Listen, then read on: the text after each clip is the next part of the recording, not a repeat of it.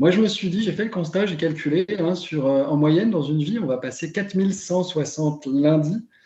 Donc, soit on accepte de passer des lundis pourris jusqu'à la fin de sa vie, soit on essaie de changer notre rapport au lundi.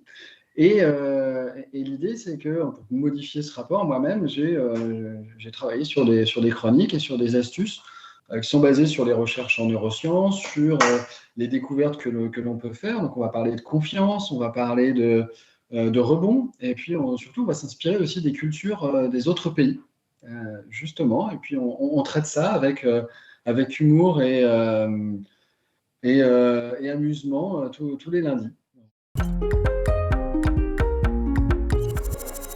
Alors, le dernier, c'était justement sur le changement d'habitude.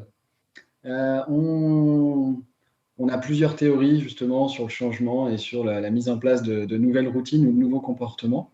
Et comme on fait une pause pendant l'été, justement, ça va correspondre à la durée moyenne de mise en place d'une nouvelle habitude. Et cette chronique que l'on peut réécouter en podcast, hein, sur le site de la radio, avec toutes les autres d'ailleurs, va permettre de comprendre effectivement quelles ressources on va pouvoir mettre pour mettre toutes les chances de son côté pour changer une habitude.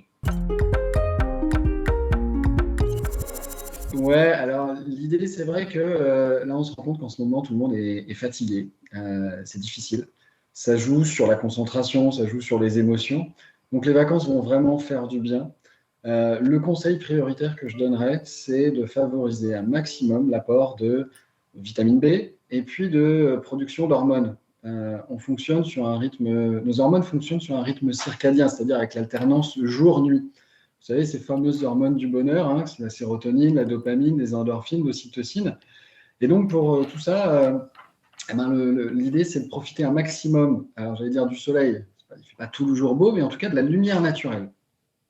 Le deuxième conseil que je vais donner, c'est bon, vous en avez fini avec les mails, avec la pression, etc. Donc profitez-en pour lâcher complètement le téléphone. C'est pas grave si vous ne publiez pas les photos de ce que vous êtes en train de manger.